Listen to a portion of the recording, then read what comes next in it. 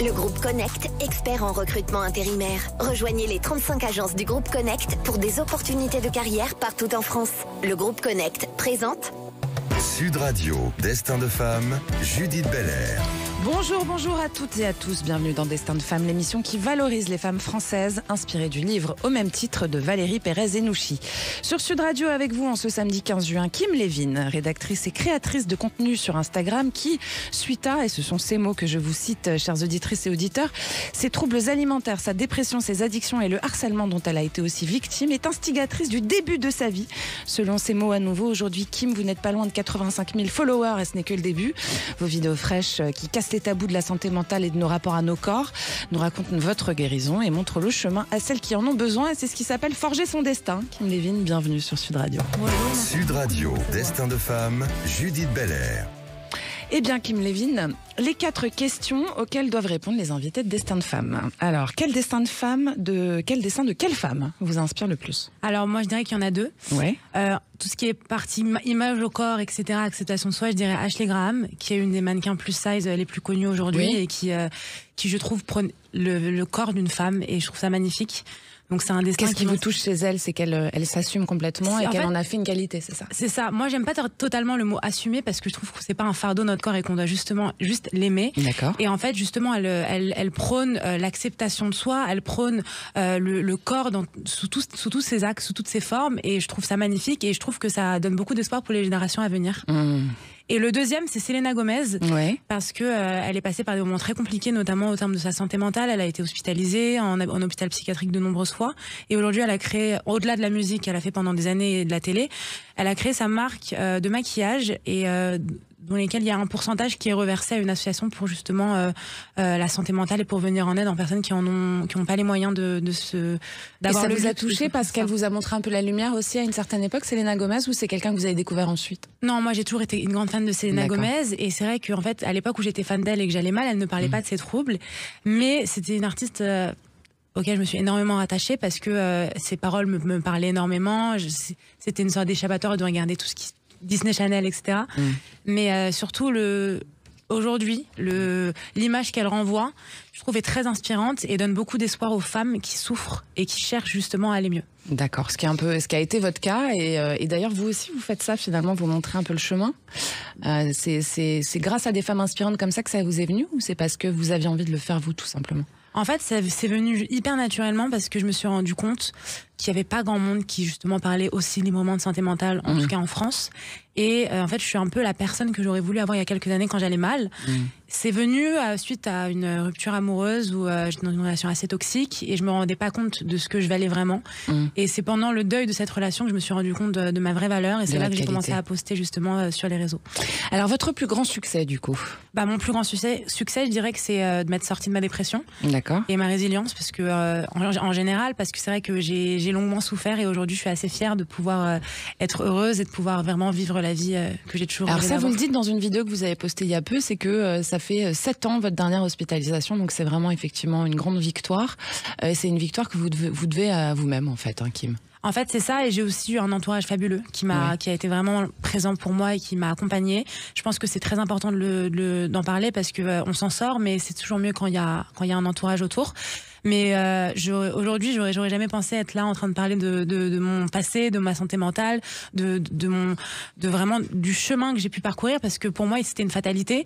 Et puis c'était un peu tabou aussi, peut-être? C'était complètement tabou. Encore aujourd'hui, il y a peu de gens. Les gens en parlent de plus en plus, donc les gens commencent à être plus à l'aise avec le sujet. Il y a encore quelques personnes qui se rendent pas compte de l'importance de la santé mentale. Aujourd'hui, on casse les tabous, on libère notre parole, et je pense que c'est comme ça qu'on fait avancer les choses. Alors, votre plus grande déception, Kim Lévin?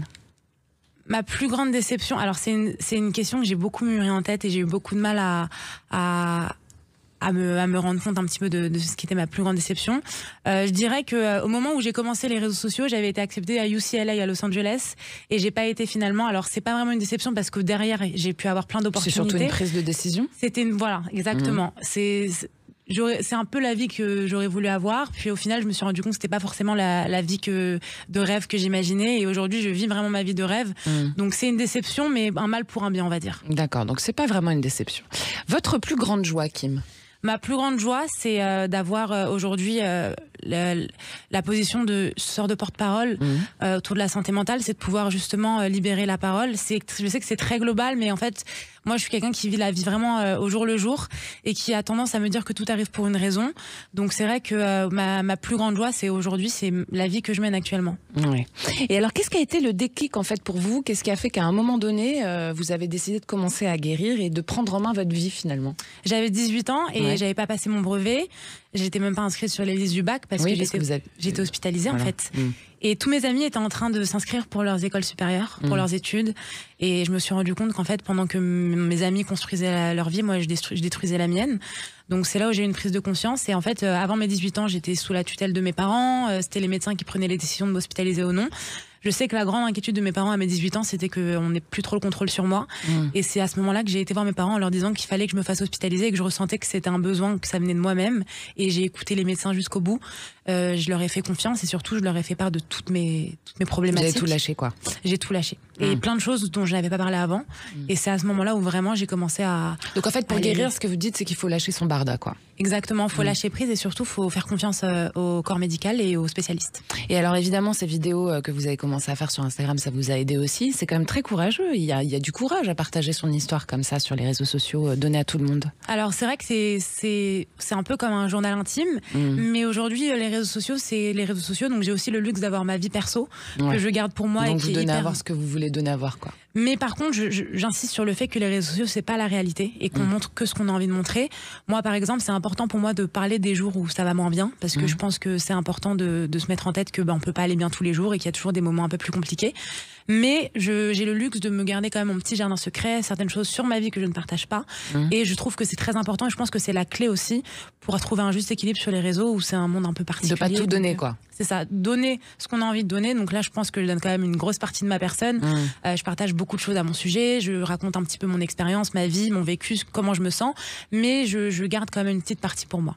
Et alors, les sources de support, les sources d'inspiration dans votre vie qui vous donnent envie le matin de vous lever, qui vous ont donné envie de guérir, qu'est-ce que c'est, Kim Levine? C'est particulier, mais c'est la musique. Moi, j'ai toujours été une grande fan de musique et j'ai toujours été très très grande fan de Justin Bieber. Et en fait, quand j'étais plus jeune, je me suis rendu compte il y a pas longtemps qu'en fait, le fait d'avoir un artiste que j'adore qui donnait un concert dans 6 mois, ça me donnait des perspectives en fait. Et ça m'a beaucoup aidé. La musique, ça m'a aidé énormément. Et pendant mes hospitalisations, c'était l'écriture. J'écrivais énormément quand j'allais pas bien, et ça m'a permis justement de libérer en fait des mots, mettre des mots sur mes mots et d'avoir un petit peu l'écrit de ce qui se passait dans ma tête finalement. Et donc cette idée de mettre en perspective et de pouvoir se projeter en fait dans le temps, ça vous donne en fait un espoir qui crée une joie chez vous, c'est ça? Totalement, c'était vraiment une excitation que j'avais en moi. Moi, j'ai toujours été fan de concerts, donc en fait, me dire que dans 2 mois, il y avait le prochain concert, je pouvais pas en finir maintenant parce qu'il y avait le prochain concert qui arrivait, quoi. Et c'était toujours comme ça. Toutes les jeunes filles qui souffrent de dépression devraient avoir un idole qui vient au concert à Paris, en fait. Franchement, ça aide parce que on n'y pense pas forcément, donc c'est intéressant. On se rattache à ça et ça, moi, je sais que ça m'a vachement aidé la musique. Franchement, ça a été une source de bonheur. Donc ça a contribué à votre guérison, clairement. Oui, complètement. Et alors, c'est quoi les étapes clés? Par quoi vous êtes passé Alors, au début, il y a eu vraiment bien la libération de la parole, que ce soit auprès des parents, auprès des profs, auprès de quelqu'un de confiance. Je pense que ça a été la première étape. Est-ce que vous avez eu des retours négatifs ou tout le monde vous a accueilli les bras ouverts? Comment ça s'est passé? J'ai eu des retours. J'ai pas eu des retours négatifs. J'ai eu beaucoup d'incompréhension parce que finalement, moi, j'ai quand même grandi dans une famille très aimante. De l'extérieur, tout avait l'air parfait. Je partais en vacances, j'avais des beaux cadeaux pour mes anniversaires. Donc c'est vrai que de l'extérieur, on peut pas se rendre compte de ce qui se passe réellement. Donc c'est vrai qu'il y avait beaucoup d'incompréhension, mais après, quand on creusait un petit peu plus, on se rendait compte qu'effectivement, il y avait un vrai mal-être au fond de moi et que ça allait au-delà de l'apparence, quoi. Et du coup, j'ai quand même eu beaucoup de personnes dans mon entourage, des anciens amis qui n'ont pas compris et qui ont retourné leur veste, et tant mieux. Mais c'était pas des amis, a priori. C'est ça, exactement. En fait, j'ai pu faire le tri dans mon entourage, mais sinon, globalement, j'ai été vraiment très bien entourée. Et alors justement, le fait d'avoir écrit aussi, c'était intéressant, vous l'avez dit en quelques mots, ça vous a aussi permis de coucher sur papier, donc de mettre des mots sur vos mots, et le fait de les rendre concrets comme ça vous a aidé aussi beaucoup. C'est ça que vous dites? C'est ça, et en fait, quand je les relisais, je me disais, ah oui, ça, je me souviens, j'ai ressenti ça tel jour, etc. Et ça m'aidait énormément, et je suis retombée sur des écrits que j'avais, sur des écrits, et c'est en lisant ce que j'ai écrit que je me suis rendu compte à quel point j'allais mal, quoi. Et du coup, ça m'a beaucoup aidé parce que il y avait certaines choses dont je n'arrivais pas à parler, et de l'écrire, ça me permettait aussi, même parfois quand j'avais des séances chez la psy et j'arrivais pas à sortir certaines choses, je lui donnais mes écrits, elle les lisait et elle comprenait plus de choses à mon sujet, quoi. D'accord. Donc en fait, ça vous permet de dire des choses que vous diriez pas forcément à l'oral, l'écriture, mais mine de rien, quand on regarde vos vidéos à l'oral, vous êtes très à l'aise aussi, et vous parlez même en vous montrant physiquement de choses qui sont des choses très intimes. Donc comment est-ce que vous arrivez à gérer justement cette limite entre le personnel et ce que vous donnez à l'écran? Est-ce qu'il y a une limite à ce moment-là? Totalement. Alors il y a une limite que je m'oblige à avoir, parce que je pense que les gens sont quand même, enfin, ils me suivent toujours très bien moi. intentionnés aussi. C'est ça. Il y a des gens pas forcément bien intentionnés, pas forcément très bienveillants. Donc moi, je me donne certaines limites. Par exemple, avant, j'exposais beaucoup plus ma famille, beaucoup plus mes amis. Aujourd'hui, j'essaye de le faire un peu moins, parce que je pense que c'est important d'avoir aussi mon entourage restreint, avec lequel j'ai pas forcément envie de me montrer. Et puis j'essaye de me protéger un maximum. Par exemple, même quand je suis à un endroit, j'essaye de pas poster en temps et en heure, parce que je veux juste me protéger. Ouais, c'est ça. Qu'on vienne pas vous voir là où vous êtes au moment où vous y êtes, quoi. Je sais pas qui me suit, ça se trouve il y a des personnes mal intentionnées, donc je préfère être vigilante, trop vigilante peut-être, mais au moins je préfère l'être. Ouais, bah ça vous sauve aussi. Eh bien, on continue dans pas longtemps. Vous êtes bien sur Sud Radio et nous aussi, Destin de Femme. C'est en compagnie de la créatrice de contenu qui fait du bien, Kim Levin, et c'est sur Instagram, c'est @KimJLevin, Lewin. Puis vous partez pas trop loin, nous on reste là. Le groupe Connect, expert en recrutement intérimaire. Rejoignez les 35 agences du groupe Connect pour des opportunités de carrière partout en France. Le groupe Connect présente Sud Radio, Destin de Femme, Judith Belair. Sud Radio, c'est Destin de Femme, l'émission consacrée aux femmes qui s'incarnent avec force dans leur propre destin. Aujourd'hui avec Kim Lewin, créatrice de contenu sur Instagram. Des vidéos qui lèvent les tabous avec le sourire, et on en a besoin. Je rappelle, Kim, que votre Instagram, c'est KimJLewin. Alors justement, sur votre Instagram, Kim, vous brisez de nombreux tabous sur la santé mentale, les rapports au corps, etc. Comment est-ce qu'ils réagissent vos followers? Expliquez-moi des réactions type des jeunes femmes peut-être qui vous suivent, des discussions qui ont été enclenchées ensuite, et peut-être même des progrès qu'elles ont fait dans leur vie personnelle. C'est vrai que je reçois beaucoup de messages hyper bienveillants et remplis d'amour, de personnes qui me disent que justement je les aide à montrer leur corps en maillot, à prendre soin de leur santé mentale. J'ai beaucoup de personnes qui ont réussi à passer le cap d'aller voir un psy, et ça pour moi c'est une grande victoire. En fait, bizarrement, je me dis que ma souffrance, elle a pas été là pour rien, et j'ai pas souffert pour rien. Donc c'est beaucoup d'amour. Vraiment, je reçois tellement de messages par jour. C'est des messages qui me remercient. J'ai des mamans qui m'envoient des messages en me disant que grâce à moi, elles arrivent à reprendre confiance en leur corps après la grossesse. J'ai des mamans qui... Vous avez tous les âges qui vous suivent? J'ai beaucoup, ouais, j'ai tous les âges qui me suivent. J'ai aussi des femmes de 40-45 ans qui me disent que grâce à moi, elles ont osé se mettre en maillot. Alors franchement, quand des femmes pendant 40 ans, elles se sont privées de se mettre en maillot, et que grâce à mes vidéos ou à mon contenu, elles arrivent à s'assumer pleinement, bah ça fait du bien, quoi. Et ça me prouve qu'il faut que je continue. Et parfois, j'ai même des personnes qui viennent me voir en physique, dans la vraie vie. Donc quand c'est dans la vraie vie, c'est encore plus magique, parce que ça casse vraiment la barrière du virtuel. Et elles viennent me voir en me remerciant et en me demandant de continuer, et en me disant que mon contenu leur fait vraiment du bien, quoi. Finalement, c'est une mission sociétale que vous êtes auto-donnée, quoi, j'ai envie de dire. Complètement. C'est vraiment. C'est-à-dire que le fait d'avoir souffert vous-même, ça vous a donné envie d'aider les autres à en sortir, quoi. C'est ça, parce qu'à l'époque, j'aurais voulu, moi, suivre quelqu'un qui parle de ces sujets aussi ouvertement. J'aurais voulu suivre quelqu'un qui a souffert plus jeune et qui s'en est sorti, parce que moi, j'avais pas d'issue, je voyais pas qui aurait pu. En fait, il y avait personne autour de moi qui a souffert comme j'ai souffert et qui s'en est sorti. J'avais pas d'exemple concret devant moi. Donc, parce que les gens vont bien autour de vous. C'est pas forcément que les gens allaient bien, c'est simplement parce qu'on n'entend jamais quand il y a des fins heureuses, finalement.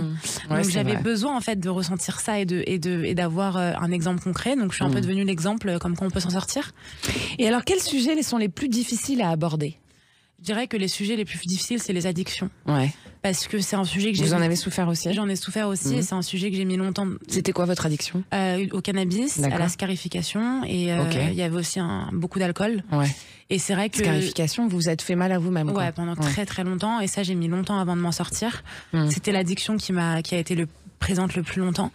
Et en fait, c'est un sujet qui est très très délicat, qu'il faut vraiment traiter de manière très délicate aussi, parce que ça peut brusquer beaucoup de personnes. Donc quand je l'aborde, j'essaie d'utiliser vraiment les bons mots, je me fais corriger pour être sûre que tout va dans le bon sens. Et comment vous l'abordez? Alors racontez un petit peu aux auditrices, aux auditeurs. Bah typiquement, je vais faire des petites vidéos où je montre mes cicatrices en disant que bah voilà, ça fait partie de moi et que moi j'aime mon corps comme ça et que ça me montre, ça me prouve à moi-même que je m'en suis sortie. Vous auriez pas envie qu'on vous les enlève, quoi?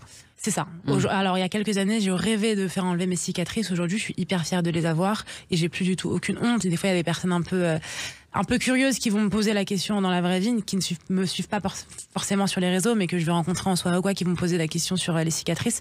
Je vais avoir aucune gêne à en parler parce que ça fait partie de moi et que c'est mon passé et qu'aujourd'hui, je suis fière de m'en être sortie et que je suis quelqu'un qui aujourd'hui est tellement heureuse et tellement solaire que je pense que ça choque les gens quand ils me voient, en fait. Quand ils se disent « Waouh, elle a souffert », on ne dirait pas. Mais c'est ça qui est beau, c'est ce que vous racontez, quoi. Comme quoi, on peut se créer vraiment son propre chemin. C'est un peu pour ça que, en fait, vous façonnez votre destin à la force de la main, quoi. Complètement, complètement. Ouais, ça c'est un vrai destin de femme. Alors justement, concrètement, si vous aviez une jeune femme là qui vous disait je suis complètement déprimée, je m'en sors pas, qu'est-ce que vous lui diriez de faire? Je lui dirais déjà d'en parler à quelqu'un de son entourage, de proche, que ce soit une amie, un membre de la famille, une connaissance, quelqu'un en qui elle a vraiment confiance. Et je lui dirais surtout de se faire suivre par un psychiatre, un psychologue. Faut pas hésiter à se faire aider, quoi. C'est pas une honte en fait de se faire suivre. Moi, je sais qu'à l'époque, j'avais vraiment honte d'être suivie. Pourquoi? Parce qu'à l'époque, on n'en parlait pas et que c'était la honte et que je me souviens quand j'avais rendez-vous chez le psychiatre et que les seuls créneaux que le psychiatre avait, c'était pendant les cours. Ma mère devait trouver des excuses en me faisant croire que j'allais ailleurs que chez le psy, parce que c'était un tabou et que c'était la honte, et que pour certaines personnes, voir un psy, c'est être fou. Et je pense vraiment alors que la majorité de la population en aurait besoin, on peut tous le dire, et il n'y a aucune honte à ça. Hein. Je suis persuadée que si tout le monde voyait un psy, il y aurait moins de problèmes en général, quoi. Et alors justement, quand on en revient aux réseaux sociaux un peu, il y a une pression des réseaux sociaux. Vous êtes une ancienne victime de harcèlement en plus. Est-ce que ça a été un sujet? Est-ce que vous avez reçu des messages compliqués? Comment vous gérez quand ça se passe, ça? Alors c'est vrai que parfois je vais recevoir des vagues de haine parce que tout simplement avec l'algorithme Instagram, parfois j'ai une vidéo qui va être propulsée et vue par beaucoup plus de personnes qui me suivent. Parfois, j'avoue qu'il y a des commentaires qui me font mal, mais maintenant il y a une restriction sur Instagram où il y a certains mots que je peux empêcher. Donc ça m'aide parce que forcément je vois plus les mauvais commentaires. Après, c'est malheureusement le revers de la médaille et c'est un peu le jeu quand on est sur les réseaux et ça devrait pas être normal. Mais pourquoi ça vous fait encore mal les commentaires? Parce qu'il y a certains commentaires qui me déplaisent un petit peu et qui, je pense, me rappellent des mauvais souvenirs. Après, aujourd'hui, je pense vraiment que j'ai atteint quand même une certaine force mentale pour aujourd'hui aussi avoir la sagesse de me dire que c'est des personnes qui sont pas forcément très bien dans leur tête. Donc mais vous le savez que quand on parle bien de vous ou en bien ou en mal, c'est pas grave, on parle de vous, comme dirait l'autre. C'est ce que je me dis en fait. C'est ce que je me dis. Je me dis que quoi qu'il arrive, à partir du moment où on a un minimum d'influence, les gens vont parler de nous. Peu importe si c'est en bien ou en mal. L'important, c'est qu'ils parlent de moi. Puis il y a un autre sujet à aborder quand même, c'est que vous êtes une jeune femme, vous êtes dans Destin de femme, donc l'égalité homme-femme, évidemment, c'est un sujet d'autant plus dans votre génération. Comment est-ce que vous vous positionnez par rapport à l'avancée du droit des femmes en ce moment et à cette libération de la parole, justement? Je trouve que c'est génial et je trouve que plus on libère la parole, plus ça fait avancer les choses. Je trouve qu'il y a une sororité énorme sur les réseaux entre femmes et ça, je trouve ça génial. Il faut vraiment que ça continue et moi, j'ai souvent des jeunes filles qui m'envoient des messages, j'aimerais vraiment créer mon compte Instagram pour parler de ci, parler de ça, et moi je les encourage, je leur dis franchement il faut toujours commencer quelque part. Moi quand j'ai commencé j'avais 0 abonnés, aujourd'hui j'en suis là, donc je pense Vous avez commencé quand exactement? J'ai commencé à 4 ans. D'accord. Fin Covid. Donc en 4 ans, 85 000 abonnés pratiquement, c'est bien. Oui, c'est pas mal, franchement c'est pas mal, donc c'est important pour moi de... Et c'est vous toute seule, quoi, surtout.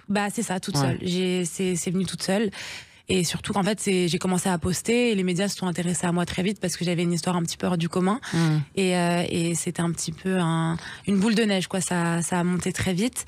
Donc moi, j'encourage toutes les personnes qui veulent se lancer sur les réseaux pour parler de sujets qui nous concernent tous à le faire. Parce que je pense que plus on a de voix, mieux c'est. Et alors, qu'est-ce que c'est vos projets futurs là en tant que créatrice de contenu? Est-ce qu'il y a d'autres trucs qui arrivent? Pas que créatrice de contenu, j'imagine. Alors, j'ai des projets qui sont encore très secrets, mais j'ai plein de projets cool. On peut avoir un petit avant-goût ou pas du tout? Ah là, c'est... Non, il y a trop de monde qui nous écoute. Ouais, là pour le moment, bientôt. Mais vous allez sortir du contexte Instagrammeuse, quoi. Je vais un petit peu sortir du contexte Instagrammeuse. Je vais faire des choses très cool. J'ai hâte que ce soit encore plus concret que ça l'est actuellement, mais ça arrive. Bon. Et alors, est-ce que vous avez un souhait? Moi, mon souhait, c'est vraiment que le gouvernement français se rende compte de l'importance de la santé mentale et à quel point les jeunes souffrent aujourd'hui. Et que c'est pas parce qu'un jeune n'a pas vécu une enfance catastrophique ou une enfance désastreuse ou s'est pas fait battre par ses parents qu'il peut pas souffrir. La santé mentale, c'est pas parce que c'est invisible qu'elle est pas réelle. Donc moi, j'aimerais vraiment qu'il y ait des réelles avancées à ce sujet. Alors vous le savez, Kim, l'Assemblée nationale, elle a été dissoute. Donc on ne sait pas très bien qu'est-ce qu'on va avoir comme gouvernement dans pas très longtemps. Est-ce que vous pensez que c'est un sujet qui doit être porté de toute façon par quel que soit le gouvernement, ça ? Peu importe le gouvernement, c'est un sujet qui doit être abordé. Parce qu'aujourd'hui, les jeunes c'est pas assez pris en charge, vous trouvez ? C'est pas assez pris en charge. Aujourd'hui, les gens qui n'ont pas les moyens ne peuvent pas aller chez le psy. Et ça, c'est un problème. Et il y a des centres, il y a des centres, mais les attentes sont interminables. D'accord. Donc il faudrait déployer en fait la proposition pour que tout le monde puisse y avoir accès. C'est ça que vous dites ? Totalement. D'accord. Et il faudrait que ça soit remboursé aussi, par exemple, les psychologues ? Au moins qu'il y ait une partie qui soit bien mieux prise en charge qu'actuellement. Parce que je sais qu'aujourd'hui, la grosse problématique des gens qui me suivent, c'est ça. C'est le fait de ne pas avoir le luxe de se payer un psy. Donc moi, j'essaye d'encourager les gens à aller se faire suivre, mais c'est vrai que quand il y a un manque de moyens, il y a un manque de soins, forcément. Est-ce que vous vous rendez compte que vous êtes un porte-parole aujourd'hui et que vous avez une responsabilité, Kim Lewin ? J'ai un petit peu le syndrome de l'imposteur, j'avoue, mais j'essaie quand même de me le rentrer en tête. Vous faites comme toutes les filles, le syndrome de l'imposteur, ça marche pas quand on veut avancer, vous savez. Je sais, mais j'avance quand même. Donc le syndrome de l'imposteur, il part petit à petit. Il se soigne aussi. Ouais, c'est ça. Mais je pense vous avez une responsabilité par exemple pour toutes les jeunes filles qui vous regardent et qui vous suivent, vous le savez. Oui, ça je le sais et c'est un plaisir pour moi de pouvoir avoir ce rôle parce que je pense que ça aurait aidé beaucoup de personnes que j'ai rencontrées lors de mes nombreuses hospitalisations quand j'étais plus jeune. Donc c'est une revanche que je prends sur la vie. Donc je le prends très positivement et ça me fait du bien et c'est une thérapie pour moi aussi. Et sur les gens que vous avez laissés dans le parcours, est-ce que finalement vous vous dites aussi que c'est pas plus mal comme ça ? Franchement, je me dis que que la vie c'est un train et qu'il y ait des gens qui descendent ou qui montent, le plus important c'est qu'ils avancent. Donc c'est bien ça.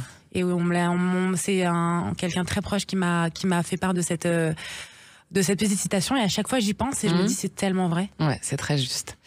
Qu'est-ce que ça sera votre mot de la fin, Kim Lewin ? Mon mot de la fin, c'est de ne pas hésiter à parler de ce qui va pas. Mettre des mots sur ces mots, ça fait du bien. Et ne pas être dans le jugement pour les personnes qui entourent des personnes souffrantes. Bien le sûr. plus important, c'est d'être être patient et savoir faire preuve d'empathie surtout. Bon, merci beaucoup Kim Lewin pour votre venue dans Destin de Femme. Je rappelle à tout le monde que si vous voulez suivre Kim, c'est un superbe Instagram, c'est très intéressant même quand on n'a pas de problème. C'est sur @KimJLewin, Lewin, on va y arriver.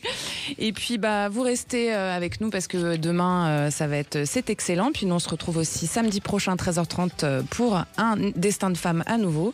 Et puis vous pouvez nous retrouver aussi sur sudradio.fr, YouTube et puis tout le temps. Je vous embrasse les copines, je vous embrasse les copains. Bye. Sud Radio, Destin de Femme, Judith Belair. Avec le groupe Connect, expert en recrutement intérimaire. Rejoignez les 35 agences du groupe Connect pour des opportunités de carrière partout en France.